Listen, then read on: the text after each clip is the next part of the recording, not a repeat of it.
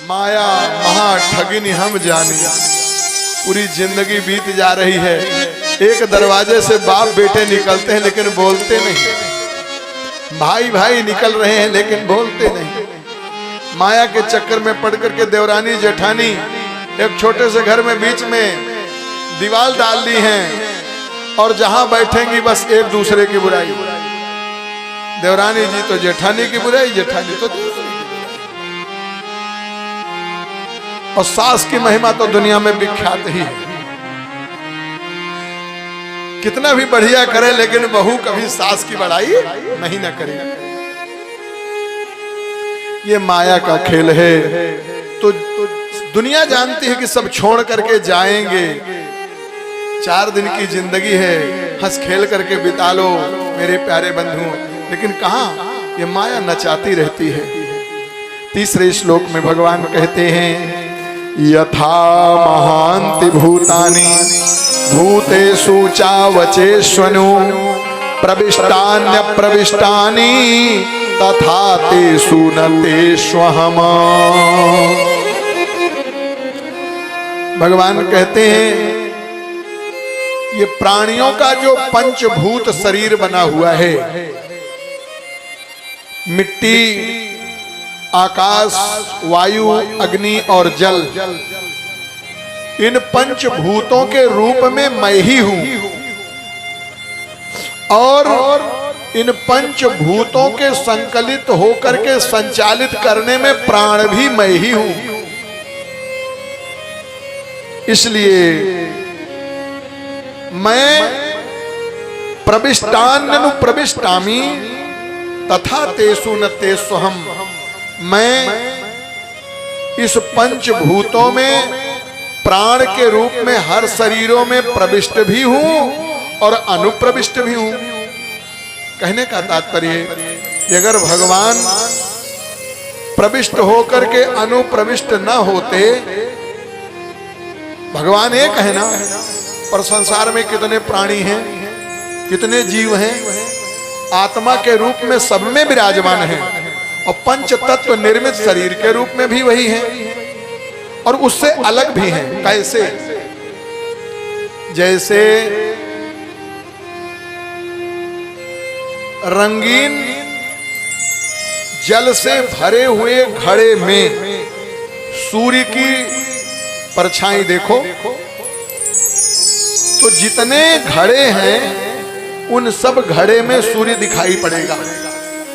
लाल रंग के जल में सूर्य लाल दिखाई पड़ेगा, पीले रंग के जल में सूर्य पीला दिखाई पड़ेगा, हरे नीले में उस प्रकार से।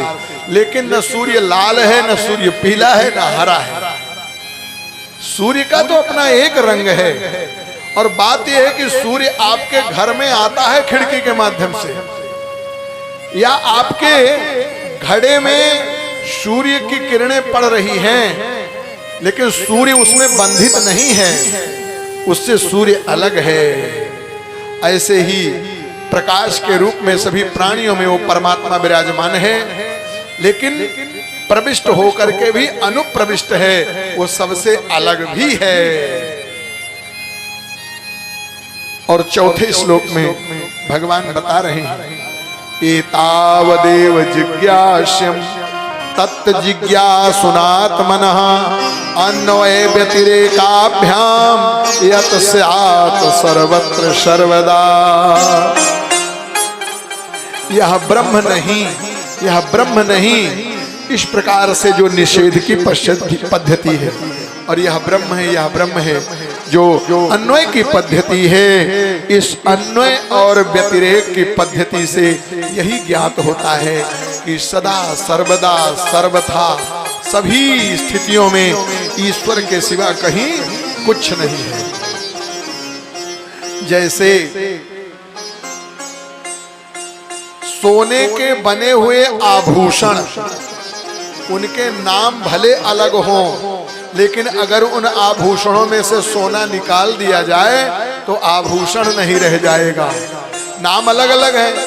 कान में पहन लिया तो कर्णफूल हो गया, नाक में पहन लिया गया तो नथनी नथ हो गया, सर पे लगाया तो माथबेदी हो गई, गले में पहना तो हार हो गया। और उन सबको मिला करके गरमा करके जब सोना बना दिया गया तो सारे आभूषण बेकार हो गए। ऐसे ही जैसे सभी आभूषण सोने के अतिरिक्त कुछ नहीं है, कोई भी वस्त्र रुई के धागा के अतिरिक्त नहीं है, कोई भी अस्त्र शस्त्र लोहे के अतिरिक्त नहीं है, वैसे संसार का कोई भी प्राणी पदार्थ परमात्मा के अतिरिक्त नहीं है। यही है भागवत। बोलिए भागवत भगवान की जय हो। आइए प्रेम से दोबारा हरिनाम संकीर्तन करें और शेष कथाओं को प्रणाम करते हुए आप सबकी मनोवृत्ति को वहां ले चलें जिस उत्साह में आप लोग बैठे हुए हैं, जिस वंश में भगवान श्याम सुंदर का प्राकट्य हुआ। बड़े भाव के साथ गाइए। भज गोविंद गोविंद गोपाला, भज गोविंद गोविंद गोपाला, भज गोविंद गोविंद गोपाला, भज गोविंद गोविंद गोपाला, भज गोविंद गोविंद गोपाला, भज गोविंद गोविंद गोपाला, भज मुरली मनोहर नंद लाला, भज मुरली मनोहर नंद लाला, गोविंद गोविंद गोपाला, भज गोविंद आइए सब लोग प्रेम से ताली बजा के गोपाला, भज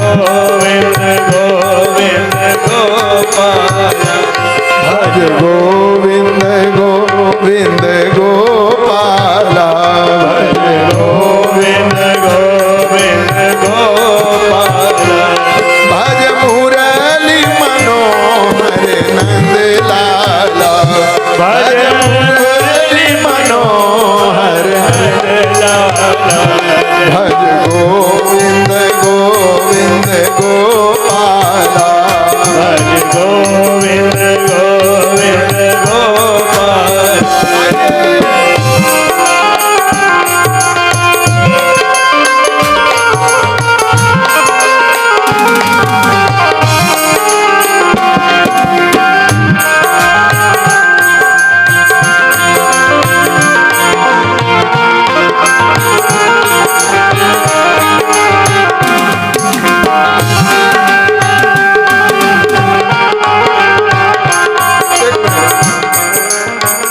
मेरे बंधुओं, हम लोग ऐसे भगवान का जन्म मनाएंगे, लगता है कि जैसे कोई बहुत बड़ी आफत आने वाली है। भगवान के जन्म में तो खुशी होनी चाहिए ना। कुछ लोग हाथ बांधे बैठे हुए हैं, जैसे श्री, अब हम क्या कहें, यहाँ तो सभी भक्त आए हैं, जैसे भगवान से कोई विरोध तो है नहीं। अच्छा, और सबको हाथ भी भगवान ने दिया है। जानते हैं कथा में ताली ना बजाने से नाखून बढ़ता है। कथा में ताली ना बजाने से नाखून बढ़ता है और कथा में ताली बजाने से खून बढ़ता है। इसलिए प्रेम से ताली बजा करके हरिनाम कीर्तन कीजिए, नहीं तो हाथ की गारंटी समाप्त। भज गोविंद गोविंद गोपाला, हरि बोल। गोविंद गोविंद गोपाला,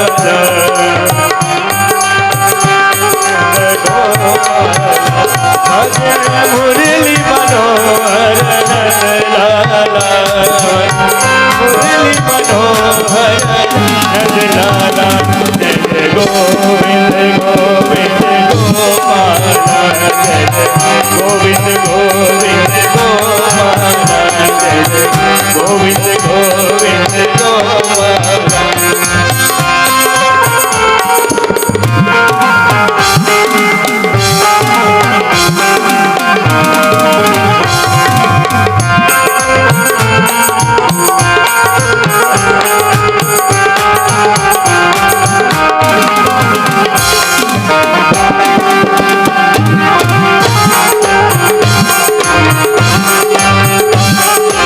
गोपाल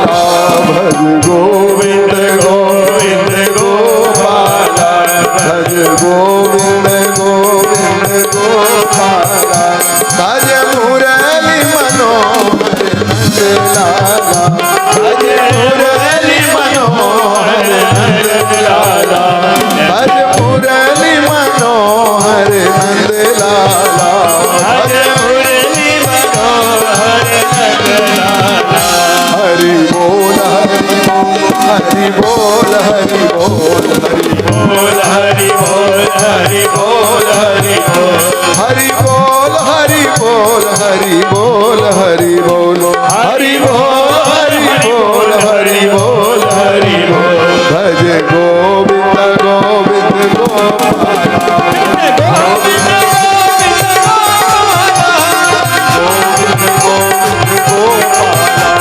गोविंद गोविंद गोपाल भज गोविंद गोविंद गोपाल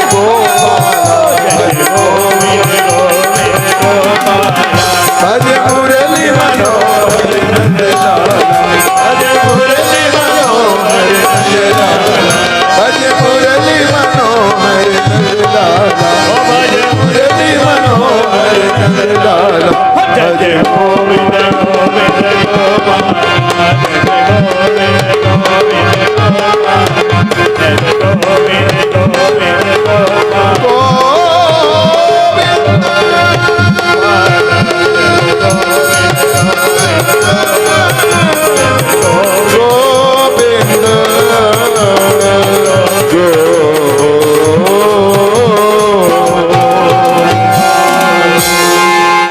बोली राधा माधव भगवान की जय।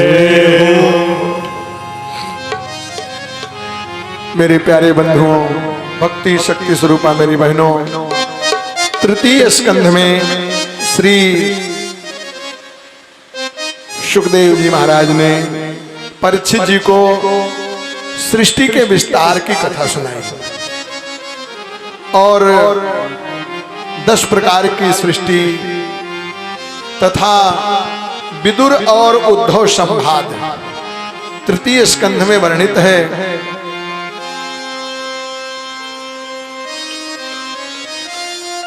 सृष्टि के विस्तार में श्री सुखदेव जी महाराज ने पहले ब्रह्मा जी की मानसिक सृष्टि का वर्णन किया है और फिर ब्रह्मा जी का शरीर 2 भागों में विभक्त हो गया।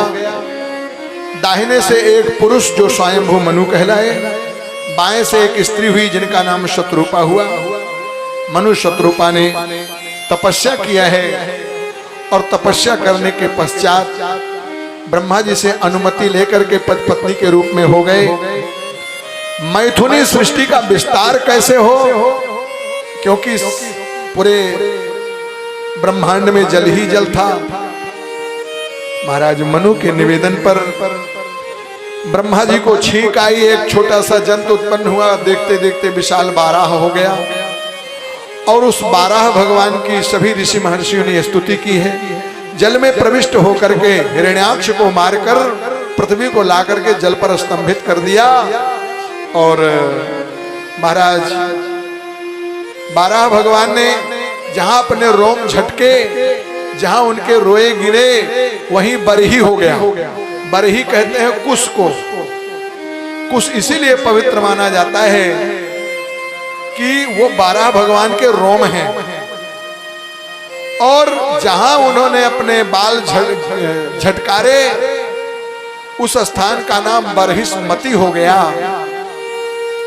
महाराज मनु ने बरहिस्मती की राजधानी बनाई।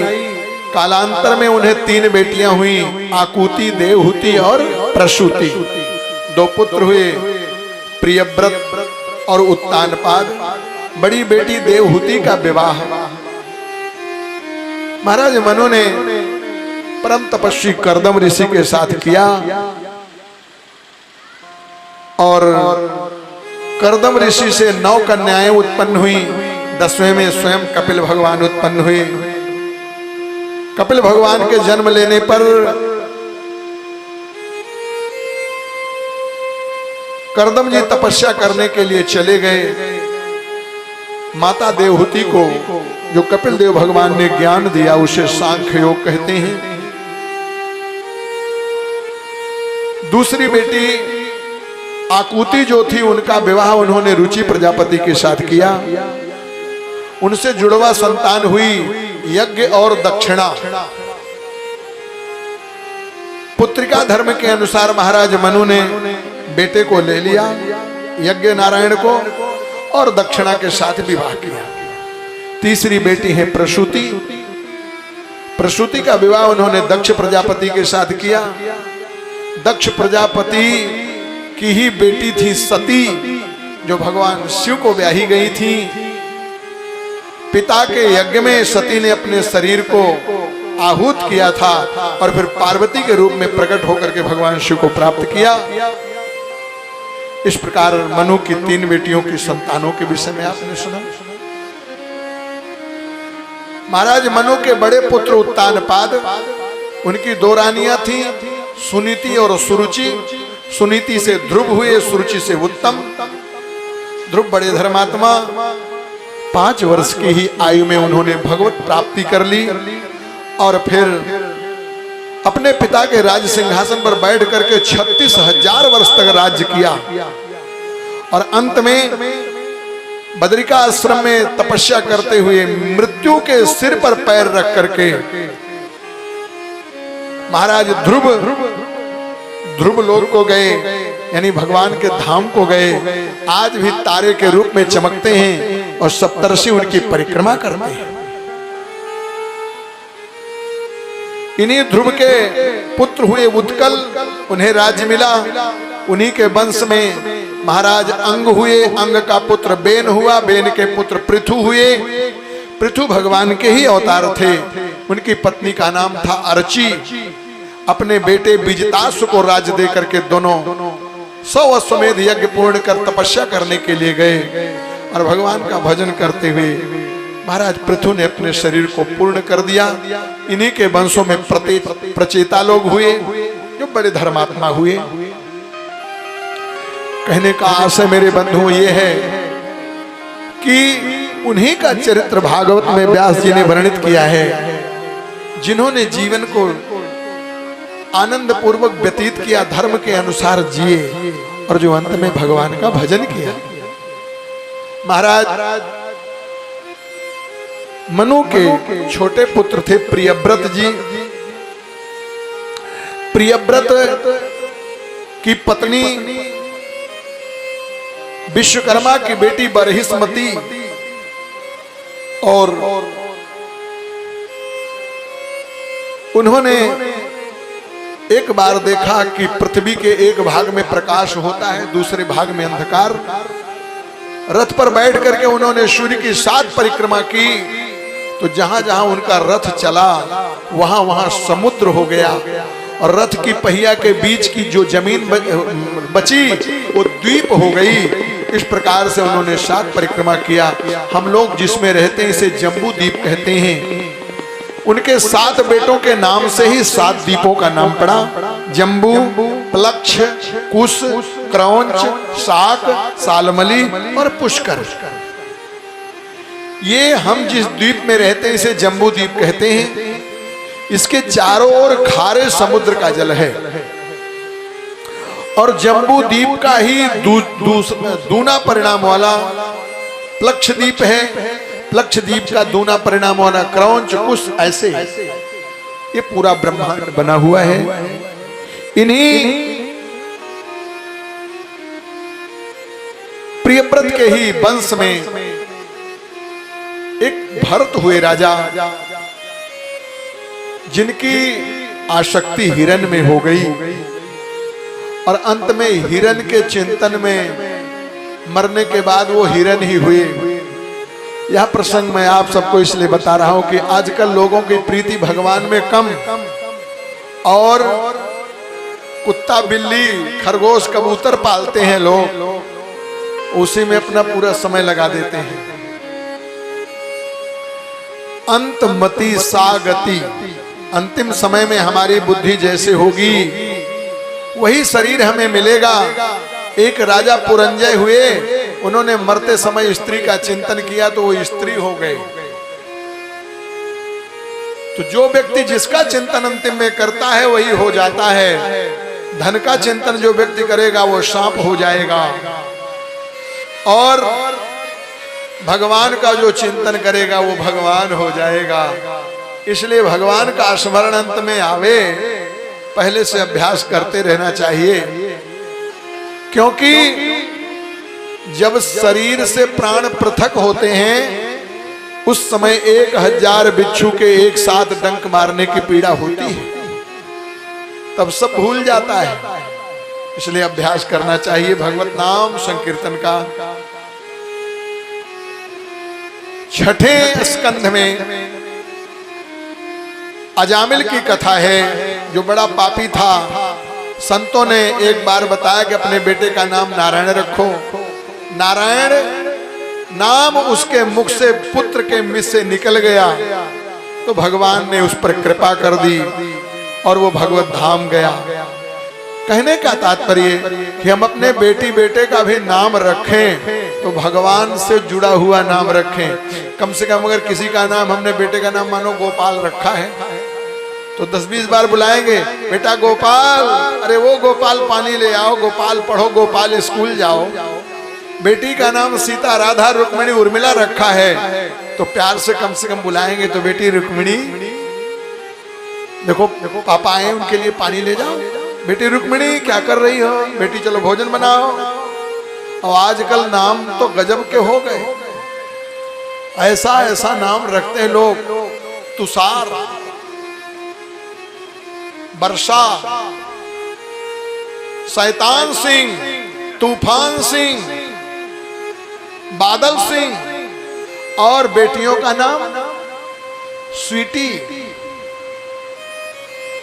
चलो ठीक है, अभी बच्ची है, उसको आप स्वीटी कहोगे अच्छा लगेगा, लेकिन जब बूढ़ी हो जाएगी, डंडा लेकर के चलेंगे, वो दादी स्वीटी, कैसा लगेगा? ऐसे नाम की परंपरा बिगड़ती जा रही है। तो कथा सुनने के साथ साथ हम थोड़ा समाज में सुधार भी लाएं। हाँ, जब बेटे को बुलाएंगे, बेटा शैतान, तो कितना सुंदर व्यवहार करेगा। मैंने ये नाम सुने हैं, जो मैं आपको बता रहा हूं, कहीं अपने मन से गढ़ करके नहीं। नाम बढ़िया होना चाहिए।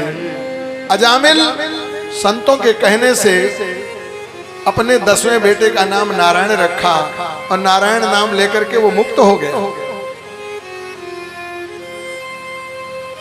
अनजाने में धोखे से भगवान का नाम जब मुख से निकलता है तब इतनी सुंदर गति मिलती है। और जो श्रद्धा और भक्ति के साथ नारायण, कृष्ण या राम, सीता कहते हैं, उनके लिए क्या कहना है, आनंद ही आनंद है। 7वें स्कंध में भक्त प्रहलाद की कथा है। हिरण्याकश्यप दुष्ट आत्मा था, उसी के अंश में भगवान ने प्रहलाद को जन्म दिया। प्रहलाद को मारने का उसने लाख प्रयास किया, लेकिन जिसका रक्षक भगवान, उसे कोई मार नहीं सकता। पहाड़ से गिराया, समुद्र में डुबाया, अग्नि में जलाया, उसकी बहन होलिका लेकर के बैठी, लेकिन होलिका तो जल गई, प्रहलाद जी बच गए। अंत में स्वयं मारने का प्रयास करता है हिरण्याकश्यप। भगवान नृसिंह के रूप में अवतार लेकर के हिरण्याकश्यप को मारते हैं और भक्त प्रहलाद की रक्षा करते हैं। इन्हीं भक्त प्रहलाद के ही पुत्र हुए विरोचन, विरोचन के पुत्र हुए बलि। बलि बड़े धर्मात्मा थे, उन्होंने एक बार यज्ञ किया, विश्वजित नाम का यज्ञ। महाराज ब्राह्मणों की खूब सेवा करते थे, दान पुण्य करते थे। उन्हें इंद्रासन मिल गया, इंद्र मारे मारे घूम रहे थे, खूब यज्ञ दान पुण्य करते थे। महाराज बलि ने मानो हम लोगों को शिक्षा दे दी, अगर भगवान धन दें तो धनात धर्म, खूब धर्म में लगाओ। अभी आगे की कथा हम सुनाएंगे, ये संतक मणि की, कल या परसों कथा आएगी, आप सुनिएगा। एक बार ये मणि मिल गई विदुर जी को, तो कैसा उन्होंने उसका उपयोग किया है। तो भैया हो, धन पानी ये किसी के रुकते नहीं हैं, अगर प्रभु कृपा करके दे, खूब दोनों हाथ से, हाँ, पानी बाढ़े नाव में और घर में बाढ़े दाम, दोनों हाथ उलीचिए यही सयानों काम। और 1-1 रुपया बचा करके रखोगे, और कहीं फिर नोटबंदी हो गई, 2000 की नोट बंद, तो क्या करोगे? हाँ, बहुत सी माताएं बहनें जब पुराना कोई अब सामान खोलती तो देखती राम रे राम 1000 का रुपया, अब काओ करिए काम। अभी भी मिलती हैं 1000-500 की नोटें कहीं पड़ी, लेकिन वो कागज तो कागज बेकार। आप लोगों ने कोरोना काल में देखा होगा कि लोग अटैची में रुपया भर भर करके जाते थे डॉक्टर के पास, डॉक्टर साहब बचाए ले, घर के लोग छूते नहीं थे महाराज। और डॉक्टर आंख से ऊपर तक इतना कपड़ा पहने रहता था, पता नहीं लगता था कि ये लेडीज है कि जेंट्स है। दूर से सुई लगाता था, लोग रुपया लिए भागते रहे, सब बेकार हो गया। तो रुपए की महिमा खूब देखी गई है, इसलिए भगवान अगर दें, हम नहीं कहते कि आप यहाँ दान करो, ये तो मैं कभी बोलता ही नहीं हूं, लेकिन अच्छे कार्यों में लगाओ, गरीबों की सेवा में लगाओ। अगर जो है दीन दुखिया बेचारे ठंडी खा रहे हैं, उनके लिए कंबल बंटवाओ। और मकर संक्रांति आवे, स्वेटर खिचड़ी खूब दान करो। गायों के लिए भूसा, दुखियारियों को कुछ दो। लोग कहते हैं हमारे पास तो है नहीं, हम क्या दान करें। ऐसा नहीं है, किसी के पास कुछ नहीं है। अरे तुम्हारे पास अगर रुई हो तो रुई की बत्ती बना करके घी में भिगो करके मंदिर में दे दो, उससे आरती होगी। और कुछ नहीं है तो तुम्हारे पास 10 रुपए की एक झाड़ू दे दो मंदिर में, उससे सफाई होगी। पोछा भेज दो, मंदिर में पोछा लगेगा। क्या नहीं दे सकते हो? लाख रुपया करोड़ रुपया हो तभी दान होता है। दान तो 1 रुपए से शुरू हो जाता है। आपके पास आरती जाती है, नहीं है कुछ, 1 रुपया दे करके भगवान, लेकिन भगवान सब जानते हैं। और आजकल के लोग तो ऐसे हैं, क्या बताएं। आरती गई, सोचे कि देते तो कुछ है नहीं, लेकिन अब पास पड़ोस के लोग आरती में डाल रहे हैं तो हमें भी डालना है। तो 1 रुपया डाल करके 10 का सिक्का निकाल लेते हैं। कौन देख रहा है? 7 दिन चलेगा, अब इसी में काम बनाएंगे। नाना प्रकार के लोग, तुलसी या संसार में भांति भांति के लोग। कहने का आशय है मेरी बहनों, नामकरण सुंदर होना चाहिए, तो इससे भी भगवान का स्मरण होता रहेगा। प्रहलाद जी के पुत्र विरोचन, विरोचन के पुत्र बलि विश्वजित यज्ञ किया, उन्हें इंद्रलोक मिल गया। अंत में उन्होंने अश्वमेध यज्ञ किया। अब जो है इंद्र की माँ अदिति बड़ी परेशान हुई कि मेरे बेटों का राज छिन गया है। उन्होंने पयोव्रत किया, फाल्गुन मास में किया जाता है। उस पयोव्रत के प्रभाव से भगवान ने दर्शन दिया, बोले हम ही पुत्र बनेंगे। तो भगवान बामन बन करके आए। इंद्र के छोटे भाई उपेंद्र, उन्होंने 3 पग जमीन मांगी। बलि तो उदार थे ही, बोले ब्राह्मण देवता क्या 3 पग जमीन, अरे तुम चाहो तो तुम्हारा विवाह करा दूं, पूरा नगर मांग लो। और किससे मांग रहे हो? मेरी बदनामी होगी। राजा बलि से एक ब्राह्मण मांगने आया तो मांगा क्या 3 पग, वो अभी कहता है हमारे पग से। अरे हम लोग दैत्य हैं, एक पैर यहाँ रखेंगे, 2-4 कोस दूर एक पैर रखेंगे, उतनी जमीन ले लो ना। ब्राह्मण ने कहा कि असंतुष्ट द्विजः नष्टः, ब्राह्मण को संतोषी होना चाहिए। हमारा संतोषी ब्राह्मण है, हमको 3 पग अपने कदम से चाहिए। अब भगवान जब संकल्प ले लिए, बामन से विराट बने, तो एक पैर से पृथ्वी से स्वर्ग नाप लिया। और तभी ब्रह्मा जी ने उनके चरण धो करके कमंडल में रख लिया, वही गंगा जी हो गई। और दूसरे पैर से पृथ्वी से पाताल लोक नाप लिया। बोला तीसरा पैर कहाँ दे रहे हो? और तुमने वचन दे करके दान नहीं दिया तो तुम्हें बांधा जाएगा। बलि की पत्नी विंध्यावली बड़ी बुद्धिमान थी, वो आकर के बोली प्रभु मेरे पति को आप कैसे बांधेंगे? दान बड़ा होता है कि दाता? भगवान ने कहा नहीं, दाता बड़े होते हैं। बोले तो अभी तो हमारे पति को आपने नापा नहीं। एक पैर नीचे रख दिया और दूसरा पैर बलि के सिर पर भगवान ने रख दिया। बलि के पूर्वज धन्य हो गए, स्वर्ग से पुष्प बरसाने लगे। महाराज बलि की जय हो। भगवान के चरण पाने के लिए सब लोग तरसते हैं। आज भगवान के चरण बलि के सिर पर हैं। भगवान बांधने आए थे, स्वयं बंध गए। बलि से बोले कि वरदान मांग लो। बोले वरदान हमें मांगते हैं कि हम राजा होना चाहते तो हमें कहीं का राजा बनाओ। बोले तुम्हें सुतल लोक का राज्य देते हैं, तो हम राजा बने तो तुम हमारे चौकीदार बनो, हम जिस दरवाजे से निकले वहीं तुम्हारा दर्शन हो। आए थे भगवान बलि को छलने और स्वयं नौकरी पा गए। अब ऐसी नौकरी किए कि घर लौट के गए नहीं। लक्ष्मी जी परेशान हो गई।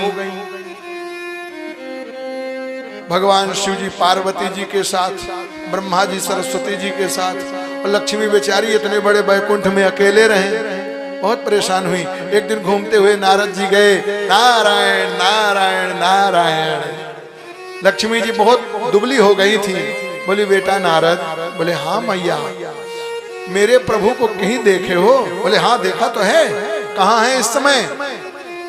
बोले कुछ आपने ज्यादा मांग किया है। लक्ष्मी जी ने कहा हम काहे को अपने पति से कुछ मांगेंगी, हम तो उनकी सेवा ही चाहती हैं। बोले अगर आपने कुछ मांगा ना होता तो नौकरी न करते। बोले नौकरी? वो दुनिया के मालिक है, उनको नौकरी करने की क्या जरूरत है? होंगे दुनिया के मालिक, वो तो सुतल लोक में बलि की चौकीदारी कर रहे हैं। लक्ष्मी जी बड़ी परेशान हुई। हाय हाय। और चौकीदारी भी ऐसी नहीं, एक गेट की। बलि ने शर्त रखा है कि मेरे घर के 4 दरवाजे हैं, जिस दरवाजे से निकलूं वहीं खड़े मिलना चाहिए। बेचारे 1 मिनट भी सो नहीं पाते, देखते रहते, कभी इस दरवाजे पे, कभी उस दरवाजे पे, कभी उस दरवाजे, दौड़ते रहते। लक्ष्मी जी ने कहा हाय भगवान क्या करूं, कैसे करूं।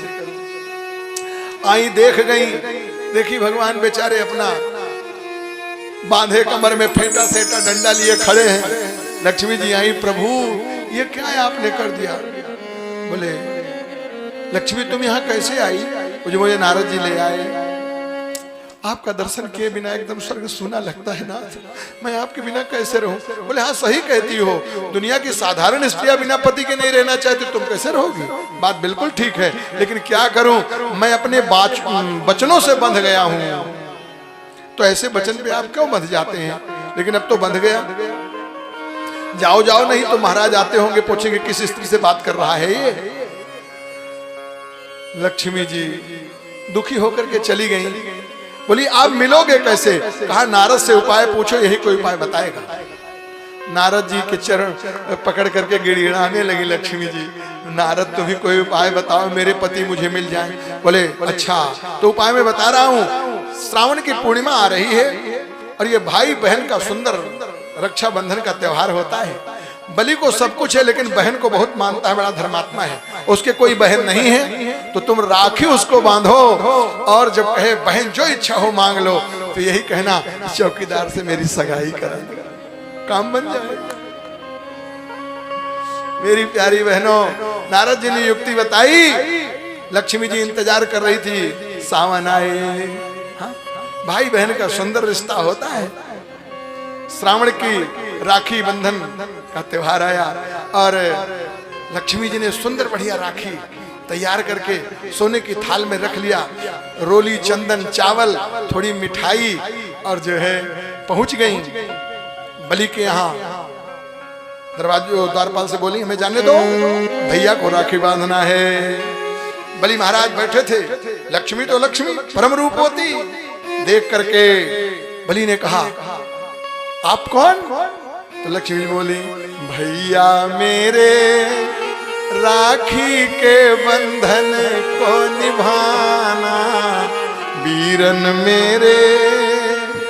अब आप लोग तो गाती हैं, ऐसे ही गाया होगा लक्ष्मी। बलि ने कहा मेरी तो कोई बहन नहीं है भैया, मैं तुम्हारी धर्म की बहन हूं। एक उदर से उत्पन्न होने वाली ही बहन थोड़ी होती है।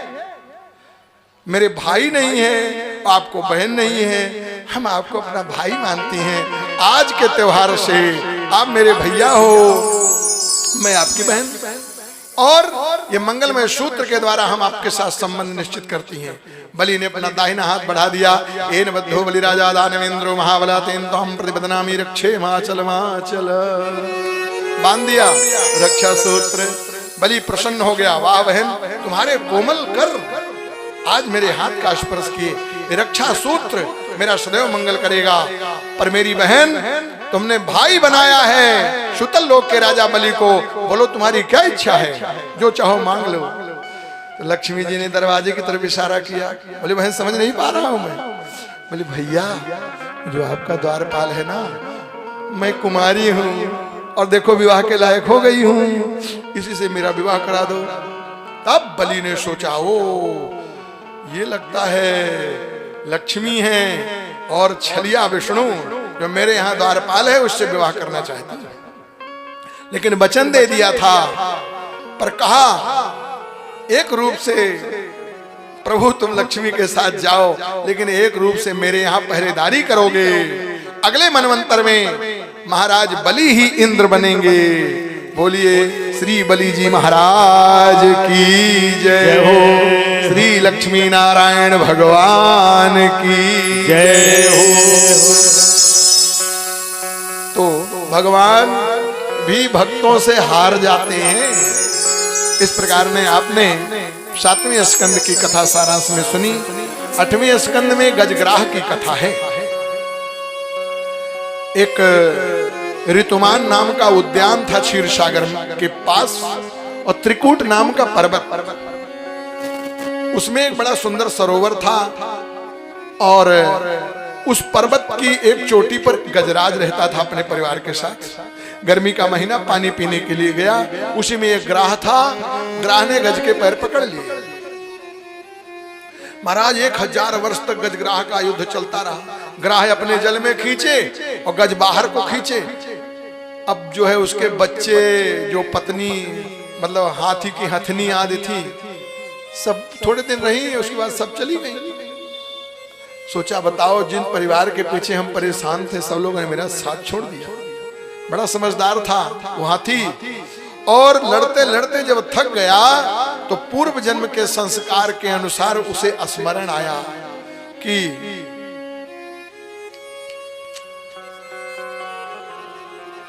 मोरे हित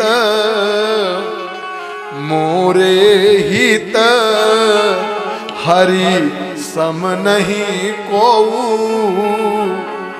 मोरे हित हरि सम नहीं कोऊ, यही अवसर सहाय सोई हो, यही अवसर सहाय हो, यही अवसर सहाय सोई हो, यही अवसर सहाय हो। मोरे हित हरि सम नहीं कोऊ, हरि सम को यही अवसर सहाय सोई हो, यही अवसर सहाय हो। बहुविधि बिना कीनत ही काला, बहुविधि बिना करत ही काला, बहुविधि बिना कीनत ही काला, बहुविधि बिना करत ही काला। प्रगटऊ प्रभु कवतु की कृपाला, प्रगटऊ प्रभु कवतु की कृपाला, प्रगटऊ प्रभु कवतु की कृपाला, प्रगटऊ प्रभु कवतु की कृपाला। गजराज ने सोचा कि मेरी कोई रक्षा नहीं करेगा, हरि ही बचा सकते हैं। भगवान को अपनी सूंड से एक कमल का पुष्प उखाड़ करके ऊपर दिखाया, और भगवान गरुड़ पर चढ़ करके ऐसे दौड़े कि महाराज वायु से तेज वेग था, और गजराज के पास पहुंचने ही वाले थे कि गरुड़ छोड़ करके कूद पड़े भगवान। आहा, भगवान को याद तो करो प्यारे, फिर भगवान दया करने में देरी कहां करेंगे। लेकिन जब तक अपने बल का अभिमान है, अपने रूप का, अपने गुण का, अपने विद्या का, तब तक भगवान से बहुत दूर। भगवान को याद करो, भगवान दया करेंगे। कूद पड़े भगवान, और गज के साथ ग्राह को बाहर खींच लिया, चक्र सुदर्शन से ग्राह के मुख को फाड़ दिया, और महाराज जैसे ही भगवान का स्पर्श ग्राह को मिला, ग्राह का शरीर छूट करके दिव्य गंधर्व बन गया, और भगवान के चरणों में प्रणाम करके अपने लोक को गया। हाथ से स्पर्श हाथी को भगवान ने किया था। हाथी भी पूर्व जन्म का पांड देश का इंद्रदुम्न नाम का राजा था, वह भी राजा का शरीर प्राप्त किया। भगवान के चरणों में प्रणाम करके वह भी अपने मुक्त हो गया। परीक्षित जी ने पूछा, महाराज ये दोनों मुक्त हो गए, ये कैसे ग्राह बने, कैसे वो हाथी? सुखदेव जी ने कहा राजन, ये पांड्य देश का राजा इंद्रदुम्न प्रमादी हो गया था। प्रमादी होने का मतलब राजपाट की व्यवस्था नहीं देखता था, केवल बैठ करके भजन करता था। राजा का भजन यही है कि वो प्रजा को सुख पहुंचाए, और राजा लेकर के झोली माला हमारी तरह बैठ करके भजन करेगा तो राज रह जाएगा। जो भी व्यवस्थापक हैं, प्रजातंत्र की जो सेवा करते हैं, उनको भजन करने वाले का चतुर्थांश अपने आप मिल जाता है। इसलिए राजा प्रजा की रक्षा करे, उसका यही भजन है। स्वे स्वे कर्मण निरतः संसिद्धिम लभते नरः। अच्छा, साधु महात्मा को क्या करना चाहिए? साधु महात्मा को भजन करना चाहिए। वो भजन करें तो भजन का फल राजा को प्राप्त होगा, राजा का बल बढ़ेगा। यथा राजा तथा प्रजा। जैसे कोई भी व्यक्ति गृहस्थ धर्म को स्वीकार कर ले, बढ़िया सुंदर पत्नी आ जाए, बेटी बेटा हो जाए, और मान लो किसी कारण बस घर में धन का अभाव हो गया, तो रोज पत्नी से कहे हमसे लड़ोगे तो हम साधु हो जाएंगे, हमसे लड़ोगे तो हम साधु हो जाएंगे, और जा करके सब काम छोड़ करके बैठ जाए, झूठो माला जपे, तो उसको पाप लगेगा कि पुण्य? पाप लगेगा, क्योंकि जो कर्म उसे मिला है उससे वो विरत हो रहा है। वही कर्म धर्म पूर्वक करे ना, भगवान का भजन करे, लेकिन इस प्रकार के घुड़की देना कि हमसे झगड़ोगी तो, हमसे कुछ मांगोगी तो हम साधु हो जाएंगे, तो किससे मांगने जाएगी बेचारी? कहने का तात्पर्य है कि अपने कर्म से विरत नहीं होना चाहिए। जिसको जो कार्य मिला है उसको निष्ठा से करें। देश की रक्षा मिली है तो देश की रक्षा करेंगे, समाज की रक्षा मिली है तो समाज की रक्षा करेंगे। अपने राम ऐसे तो करते हैं, आप कुत्ते को जूठी रोटी खिलाते हो, वो भौंक करके आपको जगाता है, चैतन्य बनाए रखता है, कोई चोर जिससे घर में ना प्रवेश करे। हमें तो आप पवित्र रोटी खिलाते हो, सम्मान के साथ खिलाते हो, तो मेरा भी कर्तव्य बनता है कि हम भगवान के चरित्रों को सुना करके आपको सजग रखें कि जीवन का लक्ष्य भगवान की प्राप्ति है। बोलिए भागवत भगवान की जय। मेरे प्यारे बंधुओं, उनके गुरुदेव थे अगस्त जी। प्रजा ने अगस्त से जाकर के कहा महाराज आपका चेला तो साधु है का? अब हम लोगों की चाहे कोई मारे, चाहे कोई डांटे, कोई लूटे, कोई पूछने वाला नहीं है। अगस्त जी गए अपने शिष्य के पास, और वो जो है किसी पहाड़ी पे चला गया था भजन करने। उसके संरक्षक लोग उसके पास थे। अगस्त जी ने सेवकों से कहा जाकर के राजा से कह दो तुम्हारे गुरुजी आए हैं। सेवकों ने जाकर के निवेदन किया महाराज आपके गुरुदेव अगस्त जी स्वयं आए हैं। तो उसने जो है सेवकों से कह दिया जाओ कह दो भजन कर रहे हैं अभी नहीं मिलेंगे। महाराज अगस्त जी से आकर के सेवकों ने बताया कि महाराज भजन कर रहे हैं अभी नहीं मिलेंगे। अगस्त जी को गुस्सा आ गया, बोले गुरु जी सामने आए हैं और शिष्य भजन कर रहा है और वह भी अपने कर्म से विरत होकर के उठ करके प्रणाम भी नहीं करता, गुरु जी समझाने आए हैं। अगस्त जी को गुस्सा आया, बोले ये दुष्ट राजा स्वकर्म से विरत है इसलिए हाथी हो जाएगा। अब भैया गुरु का श्राप, हाथी बन गए। पूछे महाराज हमारा वो उद्धार कैसे होगा? बोले तुम्हारा उद्धार भगवान ही करेंगे और कोई न कर पाएगा। मेरे प्यारे बंधुओं, भक्ति शक्ति स्वरूपा मेरी बहनों, वही पांड देश का राजा इंद्रदुम्न हाथी के शरीर को प्राप्त किया था और फिर मुक्त हो गया भगवान की कृपा से। और एक देवल नाम के ऋषि थे, वो एक सरोवर में स्नान कर रहे थे। तो ये हुहू नामक गंधर्व डुबकी लगा करके देवल जी का पैर पकड़ करके खींचता था नदी में। तो ऋषि ने सोचा है तो ग्राह कहां से आ गया और पकड़े छोड़ दे। देवल ऋषि ने ध्यान करके देखा, बोले ये गंधर्व है और मेरा जो है ये अपमान कर रहा है। बोले मूर्ख कहीं के, तुम ग्राह जैसी क्रिया करते हो, तुम ग्राह बन जाओगे। ग्राह बन गया भैया। बोला मेरा उद्धार कैसे होगा? बोला तुमने संत का चरण पकड़ा है और ग्राह जैसा काम किया इसलिए ग्राह तो हो जाओगे, लेकिन तुम्हारा उद्धार भगवान ही करेंगे। भगवान जब तुम्हें मारेंगे तो तुम अपने लोक को चले जाओगे। परीक्षित वही हुहु नामक गंधर्व मुक्त हो गया और इंद्रदुम्न का राजा जो हाथी हुआ था वह मुक्त हो गया। इस प्रकार से गजग्राह की कथा बड़ी ही मंगलकारिणी है। और इसमें एक प्रसंग आता है गजेंद्र मोक्ष का।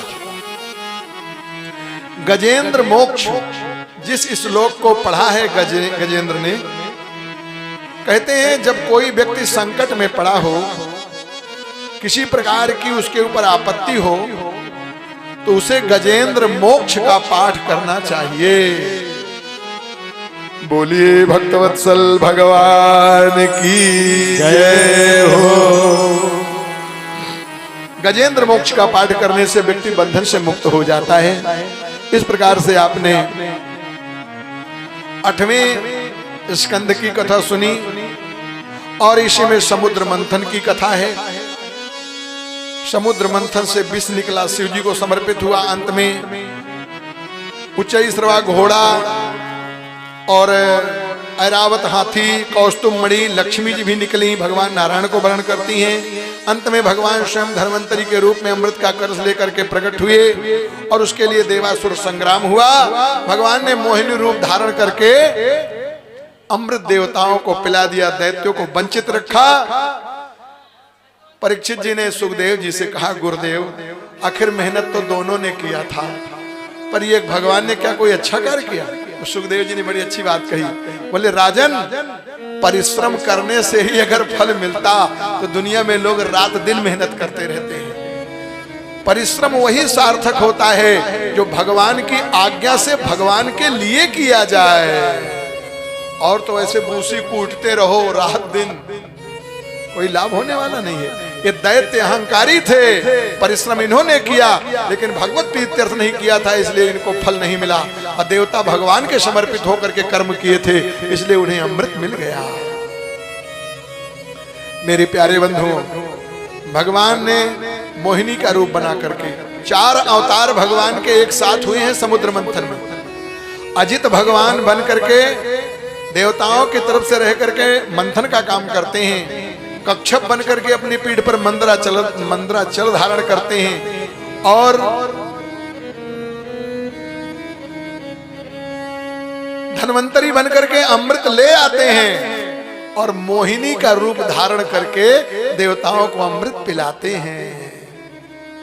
इतना सुंदर मोहिनी रूप भगवान ने धारण किया था कि उनके मोहिनी रूप की चर्चा कहीं भगवान शिव जी के कान में गई तो शिव जी ने भगवान से आकर के कहा, प्रभु आप अपना मोहिनी रूप दिखा दीजिए।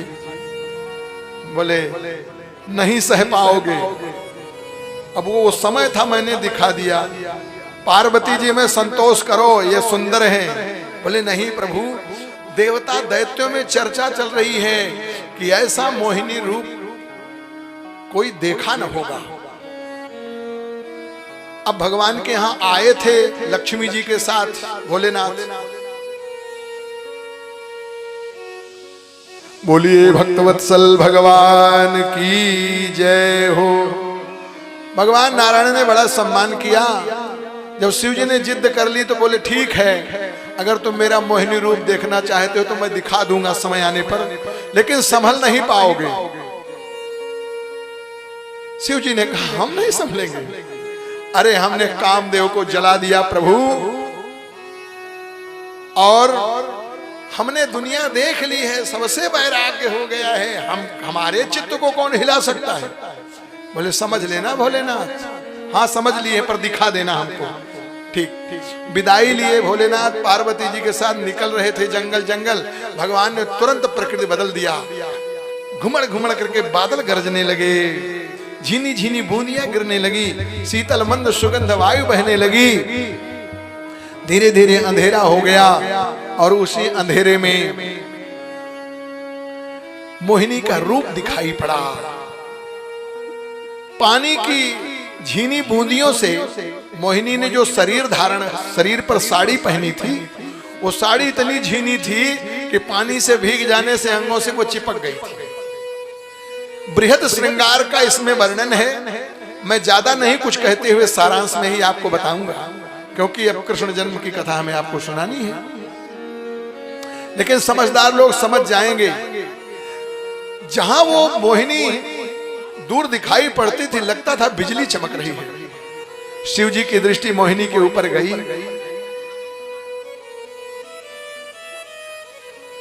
बोलिए भागवत भगवान की जय हो। भगवान भोलेनाथ पार्वती जी से कहते हैं, देवी इस वीरान जंगल में ये सुंदर युवती। भोलेनाथ से पार्वती जी ने कहा, अरे भोलेनाथ, दुनिया है, कोई होगा क्या आपको लेना देना? नहीं नहीं, बेचारी कुछ मदद चाहती है, तो आप कहो तो मैं इसकी मदद करूं। पार्वती जी ने कहा, मैं क्यों कहूं? अच्छा तो तुम यहीं बैठो, मैं जरा इसका समाचार लेकर के आता हूं। भगवान भोलेनाथ गए, मोहिनी के नजदीक पहुंच गए। क्या छवि, क्या कांति! वैसे ही भगवान ने प्रकृति के समग्र सौंदर्य को संकलित करके नारी बनाया है। और भगवान ने स्त्री को केवल सौंदर्यता के कारण, शालीनता के कारण, शील गुण के कारण इतना समर्थ बना दिया कि अगर वो जिसके साथ होती हैं वही उनको पद प्राप्त हो जाता है। भले कम पढ़ी लिखी हो, अगर किसी पंडित के साथ उनका विवाह हो जाए तो पंडितानी। पंडित जी बेचारे भागवत बाचे और बिना बाचे भागवत पंडितानी बन गई। दरोगा जी की पत्नी भले कम पढ़ी लिखी हो, लेकिन लोग उन्हें कहेंगे दरोगानी जी। हाँ भाई सही है। जज साहब की पत्नी, ओहो, चाहे जैसी हो, केवल समर्पण सेवा भाव से इतना ऊंचा पद उन्हें मिल जाता है। कहने का तात्पर्य, स्त्री में 3 गुण हो तो कभी वो पराजित नहीं हो सकती है किसी से। वो 3 गुण क्या हैं? वो वाणी के ही गुण हैं। कम बोलना, धीरे बोलना और मधुर बोलना। पर सुन तो सब रही हैं, लेकिन ये ऐसा कैसे हो सकता है? कोई हमसे बोले, हम कहे कम बोले। कम बोलना, धीरे बोलना, जिसको सुनाना है वही सुने, तीसरा ना सुने, और मधुर बोलना। 3 आभूषण अगर वाणी के आ गए तो मेरी प्यारी बहनों, आपकी क्षमता कोई नहीं कर सकता। विश्व मोहिनी तो परम सुंदरी है ही। भगवान भोलेनाथ समीप में पहुंच गए। विश्व मोहिनी भागी, शिव जी पीछे पीछे दौड़े। एक बार तो शिव जी की भुजाओं में विश्व मोहिनी आ गई। अब भोलेनाथ ने सोचा पकड़ तो लिया, किसी तरह से विश्व मोहिनी ने अपने को छुड़ाया। शिव जी इतने पागल हो गए कि बेचारे फिर दौड़ते हैं, फिर पकड़ने का प्रयास करते हैं। ये विश्व मोहिनी, अब पार्वती जी भुला गई कहां है। एक जगह जब भगवान शिव जी शिथिल हो गए तो बैठ गए, सारी साधना आराधना करते हैं। देवी तुम कहां चली गई मुझे छोड़कर? तुम्हारा इतना सुंदर स्वरूप मेरी आंखों में बस गया है, अब दुनिया में कुछ सुहाता नहीं है। और कहते हैं भगवान शिव का तेज जो पृथ्वी पर गिरा तो वही सोना चांदी और पारा हो गया। अब जो है वह स्वरूप वहां से गायब। भगवान शिव जी धीरे धीरे प्रकृतिस्थ हुए। उन्हें जो है पार्वती जी की याद आई। हम यहां पड़े हैं। पार्वती जी के पास आए, बोले इतनी देर आप कहां चले गए थे? अरे बोले क्या बेचारी परेशान थी, उसी को देखने गए थे। कहां चली गई हम तो जाने ही नहीं। शिव जी के साथ पार्वती जी कैलाश पर्वत पर आई। एक दिन भगवान नारायण शिव जी के पास पहुंचे। बोले भोलेनाथ? बोले हाँ प्रभु। वो दिन याद है ना आपको, जब जंगल में पानी बरस रहा था, एक सुंदर स्त्री आपको मिली थी। शिव जी ने कहा बस बस हो गया, समझ गए, अब आगे ना बताइए। पार्वती जी ने कहा नहीं बताइए क्या हुआ। बोले कुछ नहीं, बताने की बात नहीं है। शिव जी ने कहा बस करो प्रभु, मैं समझ गया, आपकी लीला परंपार है, आप जो चाहो वो करो। बोलिए भक्तवत्सल भगवान की जय हो। तो इस प्रकार से विश्व मोहिनी ने भगवान शिव को भी अपने दर्शन से और स्पर्श से संतुष्ट किया। अब हम नवम स्कंध में प्रवेश करते हैं। नवम स्कंध में सूर्यवंशी और चंद्रवंशी राजाओं का वर्णन है। सूर्यवंश में प्रभु श्री राम जी का प्राकट्य हुआ। राम जी के चरित्र को सब लोग जानते हैं। और चंद्रवंश में महाराज अत्रि के पुत्र हुए चंद्रमा, और चंद्रमा के पुत्र हुए बुध। बुध का पुत्र हुआ पुरुरुआ। पुरुरुआ और उर्वशी से 6 पुत्र हुए। उसमें उनके 6 पुत्रों की ही संतान में एक राजा नहुस हुए। नहुस के पुत्र हुए ययाति। ययाति की 2 पत्नियां थीं, शर्मिष्ठा और देवयानी। शर्मिष्ठा से 3 पुत्र और देवयानी से 2 हुए। एक का नाम था यदु और दूसरे का नाम था द्रुहियु। महाराज ये वही यदु हैं जिनसे यदुवंश चला। अब मैं यदुवंश का वर्णन करता हूं। वर्णयामि महापुण्यम सर्व पाप हरम नृणाम यदोर्वंशम नरः श्रुत्वा सर्व पापैः प्रमुच्यते। महाराज यदु के 4 पुत्र हुए, सहस्रजित, क्रोष्टा, नल और रिपु। क्रोष्टा के ही वंश में ब्रजनवान हुए। ब्रजनवान के ही वंश में महाराज रूचक हुए। रूचक का पुत्र हुआ ज्यामघ, और ज्यामघ से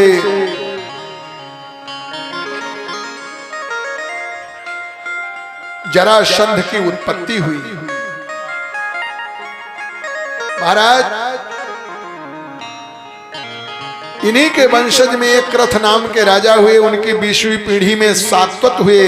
सात्वत के 7 पुत्र, एक पुत्र का नाम था अंधक। और अंधक के 4 पुत्रों में जो बड़ा पुत्र कुकुर था नाम है। और उसी कुकुर वंश में महाराज आहुक हुए। आहुक के 2 पुत्र उग्रसेन और देवक। देवक के 4 पुत्र और 7 पुत्रियां थीं। 7 बेटियों का विवाह वसुदेव के साथ हुआ। 7वीं बेटी का नाम था देवकी। और इन 7 बेटियों के अतिरिक्त भी 6 पत्नियां और थी देवक की, वसुदेव की। पौरवी, रोहिणी, भद्रा, मदिरा, रोचना और इला। उग्रसेन के 9 पुत्र थे, जिनमें बड़ा कंस था, और 5 बेटियां थीं, कंसा, कंसावती, कंका, सुरभु, राष्ट्रपालिका। महाराज वसुदेव जी के पिताजी का नाम था सूरसेन। जब वसुदेव का जन्म हुआ तो देवताओं ने दुंदुभी बजाई। ये वसुदेव कोई साधारण नहीं है। ये पूर्व जन्म के कृष्णी और सुतपा नाम के परम भजनानंदी महात्मा, भगवान को पुत्र रूप में पाने के लिए इन्होंने तपस्या की थी। यही प्रश्नी और सुतपा दूसरे जन्म में कश्यप और अदिति हुए। इनके यहाँ भगवान वामन के रूप में आए, और यही प्रश्नी और सुतपा ही वसुदेव देवकी के रूप में प्रकट हुए हैं। अब इनके यहाँ भगवान कृष्ण के रूप में प्रकट होंगे।